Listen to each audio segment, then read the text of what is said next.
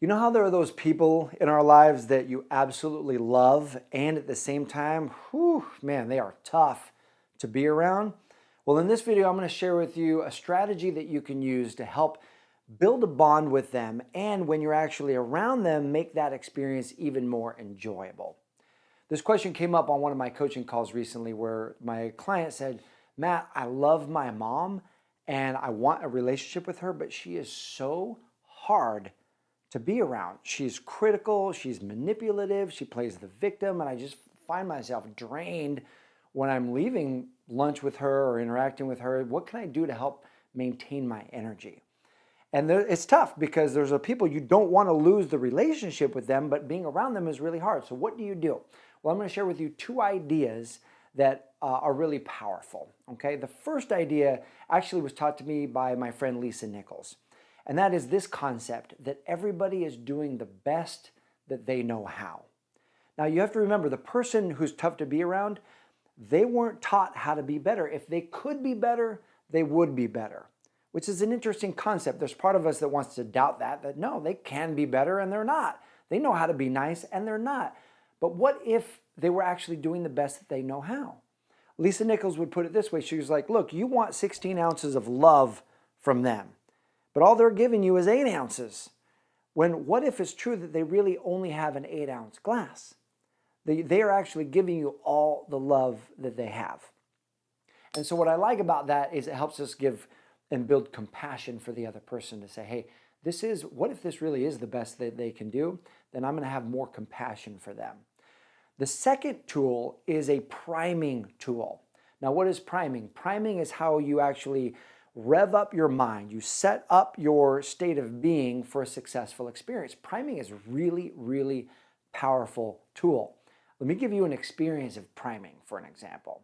So I want you to say with me the word folk 5 times. I'm going to say folk. I want you to say it with me 5 times out loud. Say it right now with me. And then I'm going to ask you a question, and I want you to answer that question. Okay? So say folk with me. Here we go. Folk, folk, folk, folk, folk. Now spell it with me twice. F-O-L-K, F-O-L-K. And now let me ask you this question. What is the white part of an egg called? If you said the word yolk, you would be wrong. It's not yolk. Yolk is the yellow part of the egg, right? This totally got me when I first did it too. The white part of the egg is what? The egg whites, isn't it, right?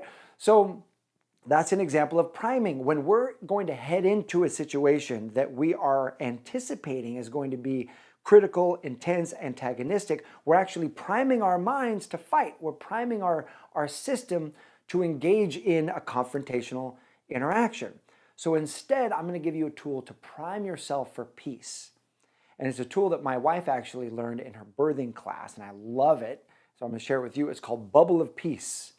And anytime you're going to go into an interaction that you might think will be irritating or hard to deal with, imagine that there is a bubble of peace, a powerful force field, if you will, around you.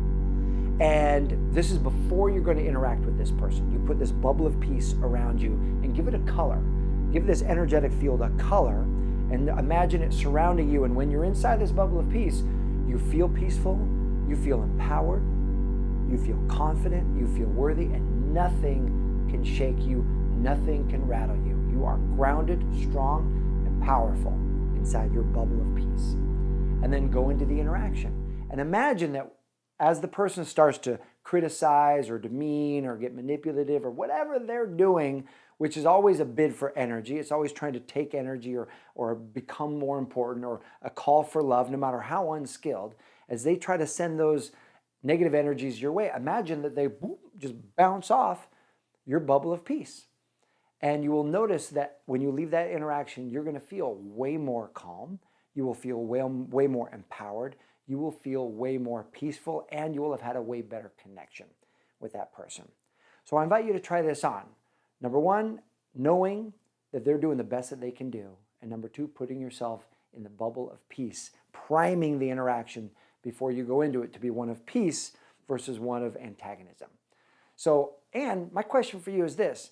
What do you do that helps you interact with the people that are hard to be around, but you love in your life? What do you do that really helps you build that connection with them? Go ahead and post it in the comment section below. I appreciate you watching.